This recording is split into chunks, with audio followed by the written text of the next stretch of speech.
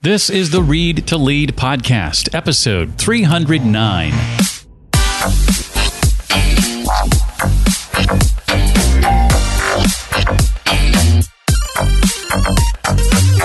It's this completely dysfunctional and screwed up idea that work is our purpose. And therefore, if we are not working, we are purposeless. So what is the point of a human being who's not working? Hi there, and thank you for listening. This is the Read to Lead podcast. My name is Jeff, and it's the podcast dedicated to your personal and your professional growth. Each and every week, we dig into an author's new book and into topics like leadership, personal growth, marketing and sales, jobs and career, entrepreneurship, and much more. You see, I believe that if you want to achieve true success in your business and in life, then intentional and consistent reading is a must. I see my job as helping narrow your reading list and bringing you key insights and valuable ideas from today's best books. One of those is a brand new book written by Celeste Headlee. She was just on the show about 4 months ago to talk about her last book. Out today is her brand new book called Do Nothing: How to Break Away from Overworking, Overdoing, and Underliving. I'm going to ask Celeste to share about challenging the idea that work is good and idleness is bad, how tracking her own time led to the realization that she and all of us have more than enough, what research says about focused work and how to achieve it, and plenty more. I don't know about you, but with the proper precautions, I'm not letting the coronavirus put a damper on my travel schedule. If you have an upcoming workshop, work event, or conference, and you're looking for your next speaker on topics like leadership and personal growth, I encourage you to connect with me. A couple of ways you can do that. You can email me directly, jeff@readtoleadpodcast.com, or visit my website, readtoleadpodcast.com/speaking. Celeste Headlee is an award-winning journalist, professional speaker, and best-selling author of books like We Need to Talk, How to Have Conversations That Matter. That's the book we dove into a few months ago here on the show. And Herd Mentality. In her 20-year career in public radio, she's been the executive producer of On Second Thought at Georgia Public Radio and anchored programs including Tell Me More, Talk of the Nation, All Things Considered, 1A, and Weekend Edition. She also co-hosted the national morning news show, The Takeaway, from PRI and WNYC, and anchored presidential coverage in 2012 for PBS World Channel. Celeste's TEDx talk, sharing 10 ways to have better conversations, has more than 20 million total views to date. Again, her new book is called Do Nothing: How to Break Away from Overworking, Overdoing, and Underliving. Welcome officially back to the show. I think you win the award for shortest distance between two appearances. I'll take it. Yes.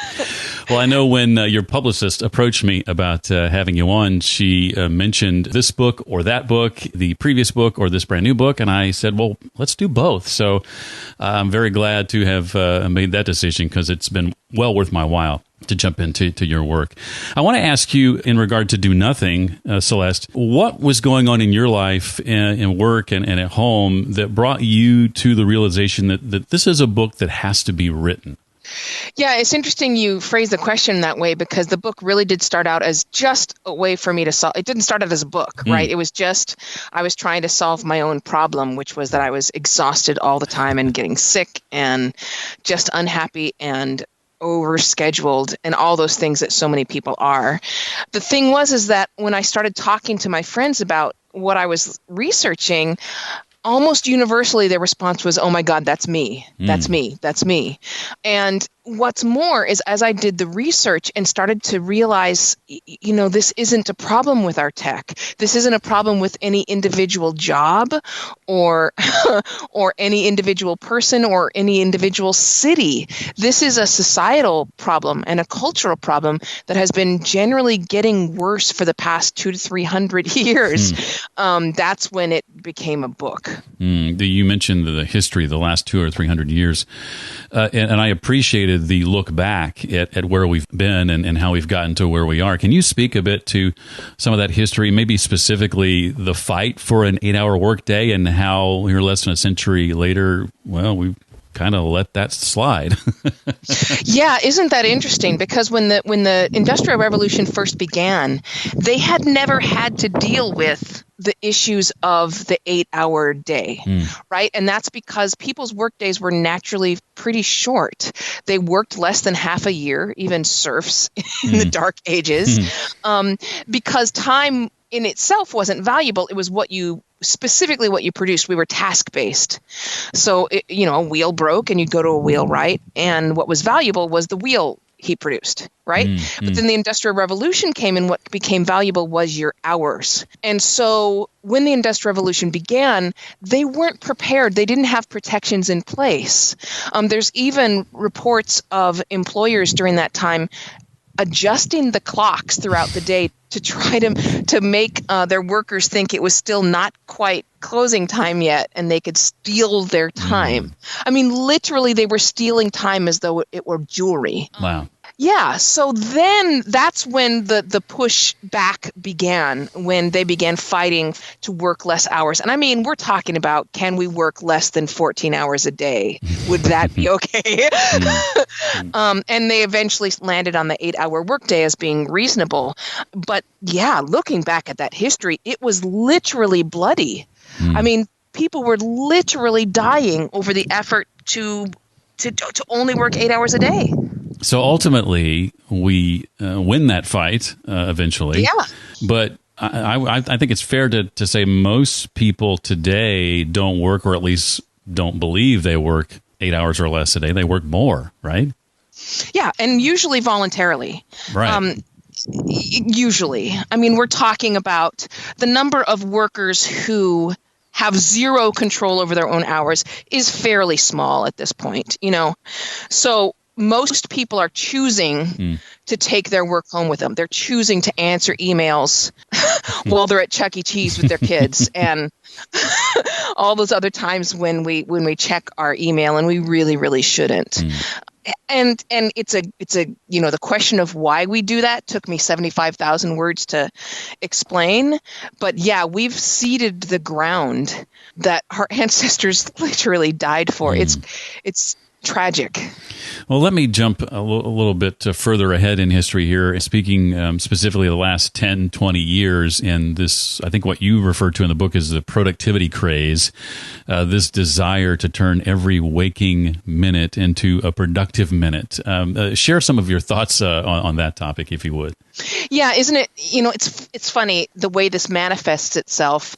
I mean, I have heard from a lot of people who say if they sit on the couch and just watch a movie instead of also checking Twitter and checking email and all those other things we do, they feel guilty. So we have like people who come home and sit down and they notice that their curtains look bad, right? So they start searching on Pinterest. And then 2 hours later of searching through on Pinterest, they've found the ultimate curtains that can't be ordered, but you can buy this one curtain at Target. And then if you go to the Michaels and get this particular ribbon, you can add it to that and blah, blah, blah, blah. You see where I'm going with this.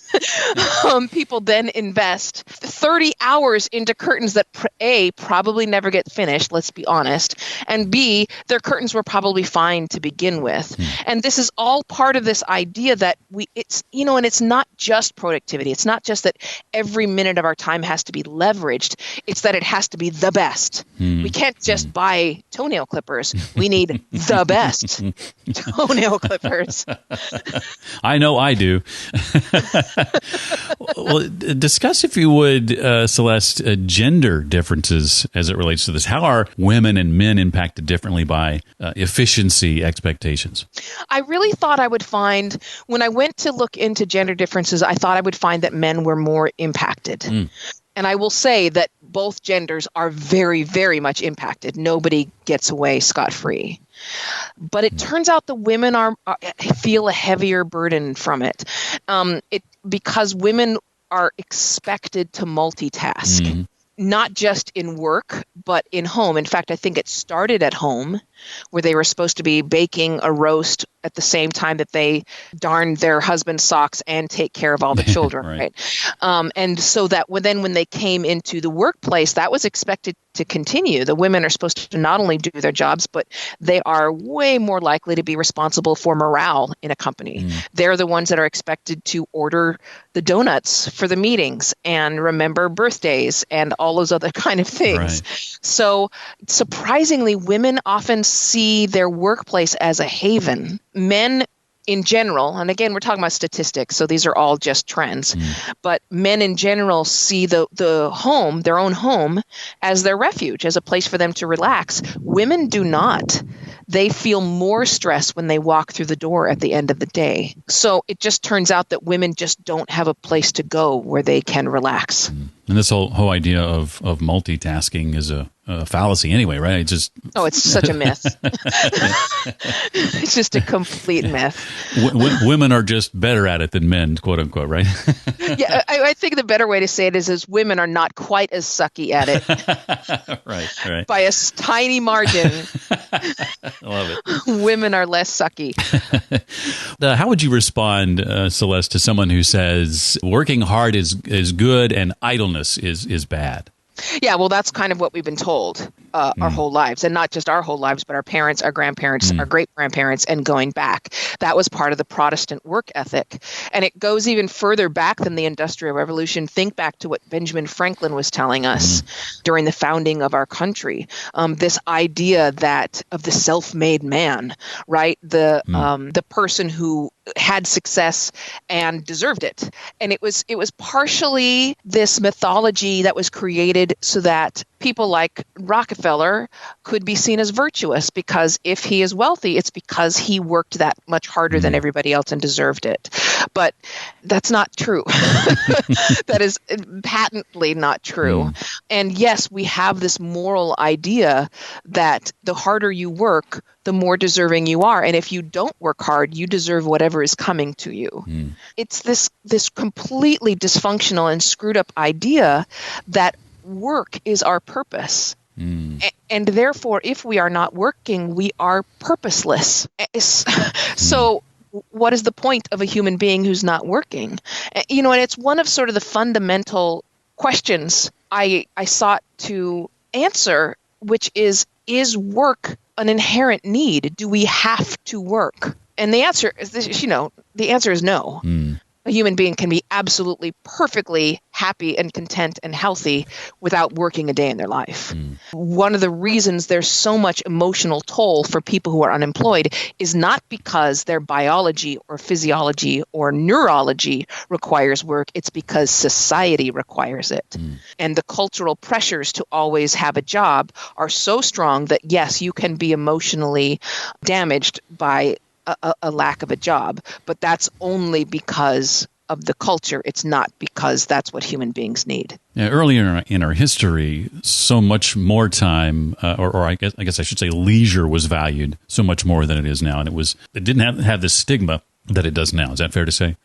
Oh, yeah. And in fact, leisure was how you bragged about your status, right? You had all those gentlemen adventurers who would go off and break into Egyptian tombs or have their collection of butterflies or whatever it was, right? Your leisure time filled with hunting or shooting arrows or playing croquet.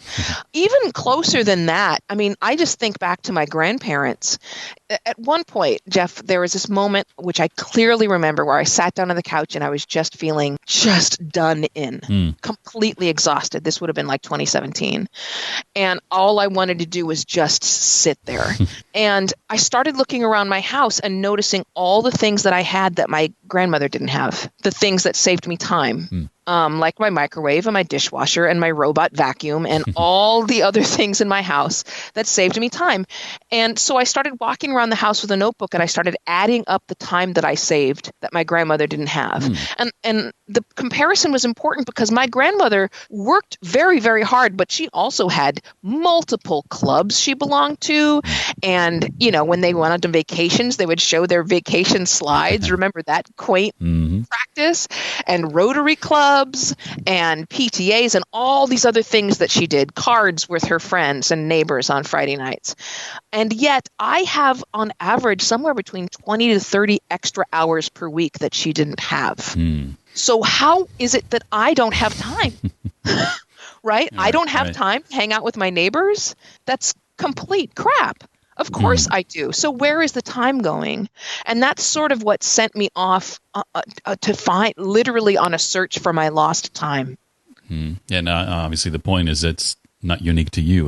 We're all on the same boat, or most of us are anyway. Yeah, exactly. What impact, Celeste, would you say is our desire to make our communication more efficient having on us as a species? Yeah, it's odd because, first of all, it's a delusion. And I think I talked to you about this the last time I was on the show, was that, we think that email is more efficient and saves us time, and it absolutely does not. But it has a massive impact that we persist in this delusion because the human body and mind do not recognize digital communication as actual social interaction. A rose by any other name may smell as sweet, but a message in digital language does not accomplish your task, right? So we think that we're getting the exact same thing done by sending a text message as if we called, but we are very literally not. Not only is the message not as clear as we think it is, not only is it very much prone to be misunderstood, but all of the social benefit that a human being takes from the phone call is not found in that text message. So we expend all of our social energy on social media and emails, et cetera, but we're not getting that benefit. That we need to have a feeling of belonging, and we're not getting it. And so we have what medical doctors have called a loneliness epidemic all over the world. And before you scoff at loneliness, it's very detrimental. It degrades your internal organs. Being lonely is as bad for a human being as smoking a pack of cigarettes a day. So it is pretty serious that we are choosing to communicate in the way that is A, not clear, and B, not fulfilling our need for social connection and belonging. Is it safe to assume, Celeste, that for young people, millennials, let's say, who've grown up in a world where, say, texting has always existed, is there more of a possibility of concern when it comes to loneliness and suicide and that sort of thing in that group than, say, other groups because they don't know a world without some of these things? Well, millennials will tell you, as they've told me, that that's not them. That's Gen Z. But it is true that millennials are lonelier than the older generation. I'm Gen X. They're lonelier than me. They're lonelier than the boomers. Gen Z, it's possible once we start getting good data on Gen Z, we may find they're even more lonely. Now, I will say this. Millennials' social skills are no less developed or advanced than a boomers. And in fact, millennials are better listeners than boomers are. The difference is that a millennial is more likely to believe that texting back and forth with a friend is the same as a phone conversation. Boomers will text back and forth, but they know it's not good. So, yeah, I mean, we have to be careful about separating it into age groups because this is a vast societal problem. And, many of the managers that are demanding the long work hours and demanding that you send emails or all those other things, those are boomers. Yeah, right. So focusing on one particular age group is not going to help us all that much.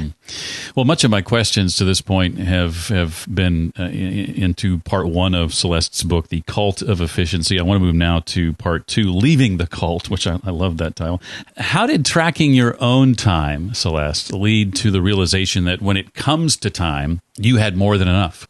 Yeah, because if you had asked me how I was spending my time, I would have been wildly inaccurate. And it turns out that is not particular to me. We are not very good at knowing what we do with our time. Quality is called time perception, which is how accurate you are in knowing how your hours are spent. And it's relatively rare for people to have high time perception, but people with high time perception are not only very productive, but they're happier.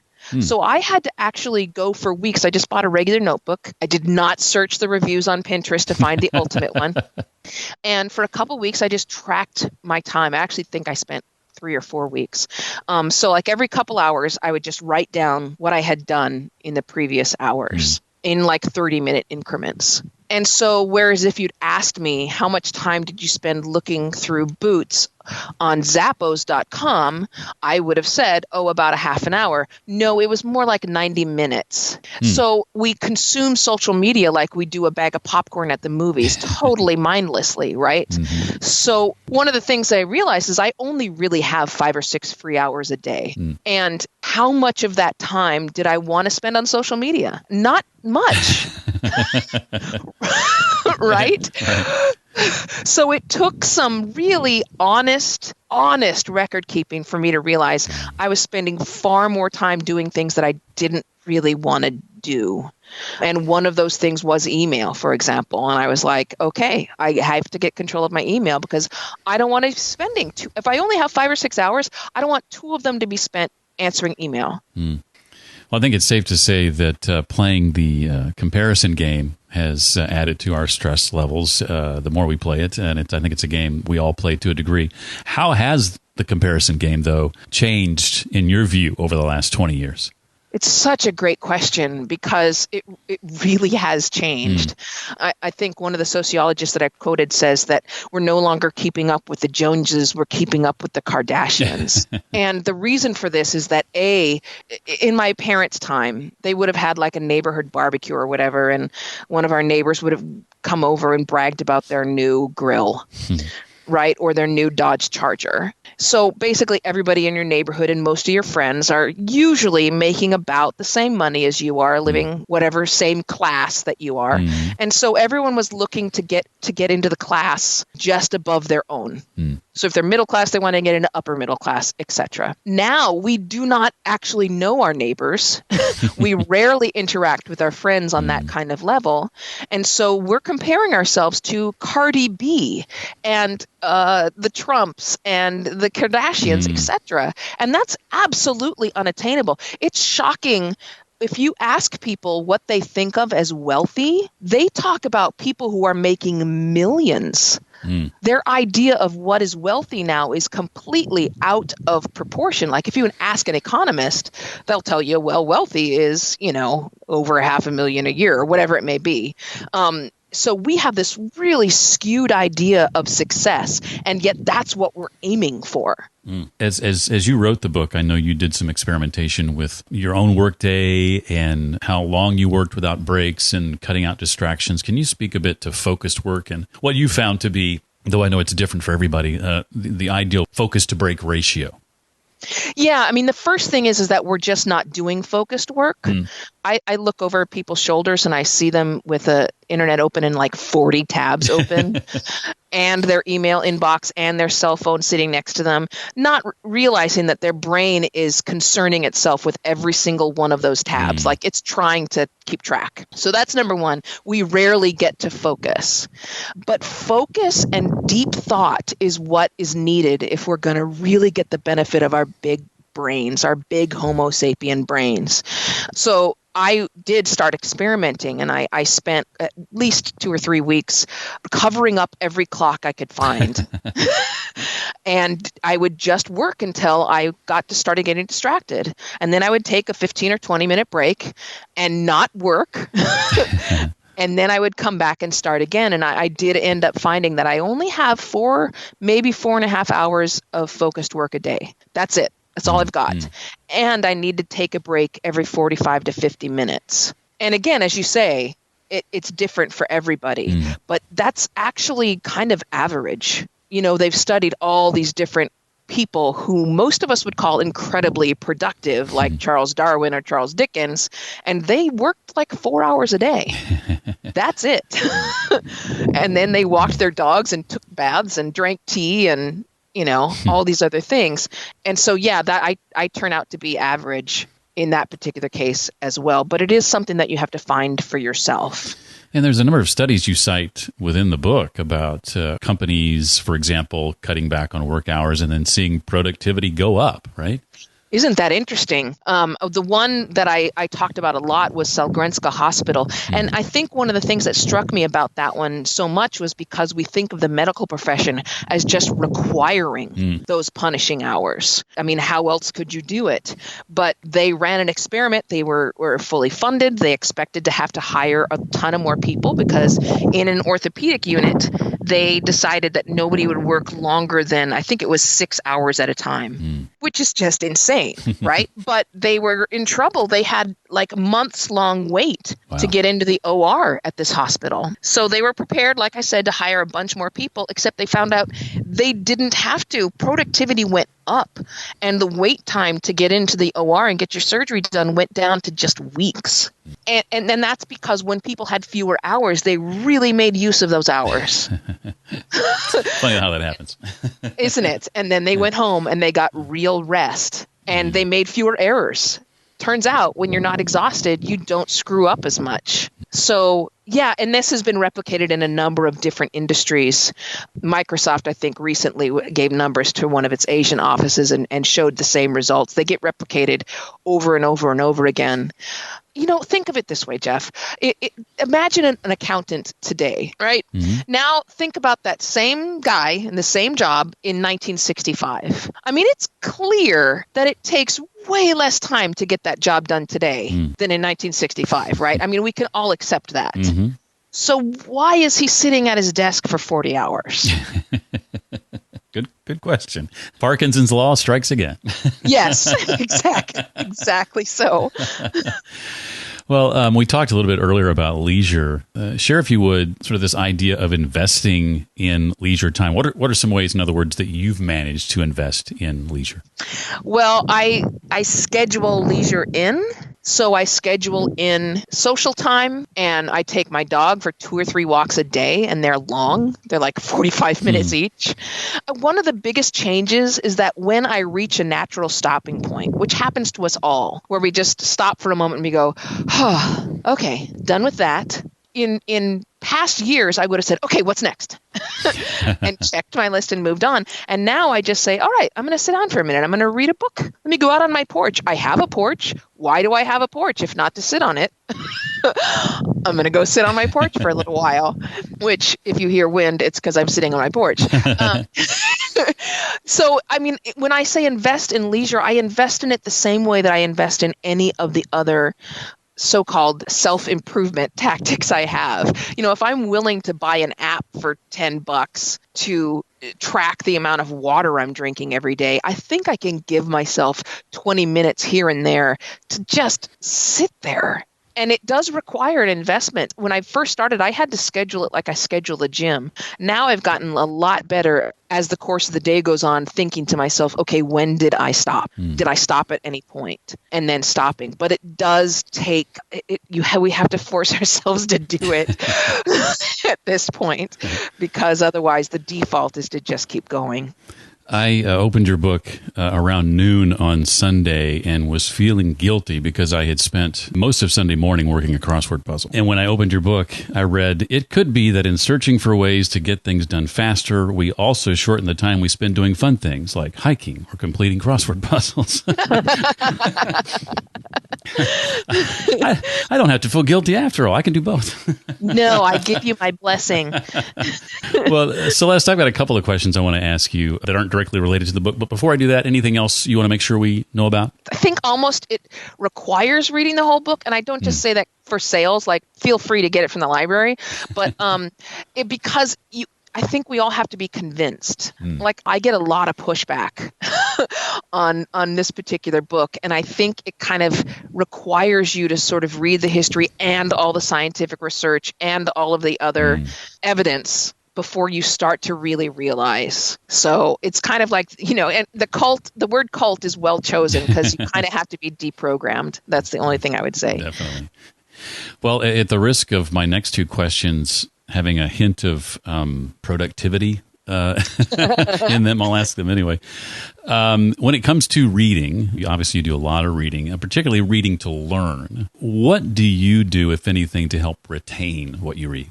Well, I take my notes by hand, and I don't want to ruin the planet, so I want to save trees. So I got one of those tablets digital tablets that you can write on by hand, and then it transfers them directly into a Word document for me so I can keep track. But yeah, I use an actual highlighter in a book and I take the notes by hand. Even if I'm quoting directly from a book, at which point the temptation is to copy it and paste it, I still just write it out longhand with a pen on digital paper. And really that's all that I need. Sometimes I'll go through and I'll sort my notes, which means I'm going and revisiting them later at a later time and giving them another look, and which means I'm reading through them again. And that really helps me retain what I've read. And I'll sort them out into, folders of different topics. And frankly, we're talking about things that I may not ever plan to use for research or book writing. These are just things that I find interesting. I'll still sort through them. And research backs that up, doesn't it? Writing things out by hand. There's something about that process that helps it stick-to-itiveness, I guess. Exactly. Well, one thing that fascinated me in your book was this ability to go from reading, say, I think it was 400 research pages in a day to 550. Yeah. Are you a speed reader? How do you do that? No, I am definitely not a speed reader. But the brain is so beautifully designed to function when it's focused. And it turns out all I needed was not an app or anything. It was just no distractions. So I had to get away from my computer, not even have it in my sight. I would leave my phone in another room. So again, it was not within my sight, because just having those within your sight line distracts your brain. And when you're focused and not distracted, you can do amazing things. Amazing things. Well, Celeste, in closing, where can we connect with you? For someone who wants to learn more about you and what you do, where should they go? Probably just CelesteHeadlee.com. I try to keep everything kind of updated there, and every once in a while I get a flea in my ear and write a blog. But most of the information is there. I hate it when that happens.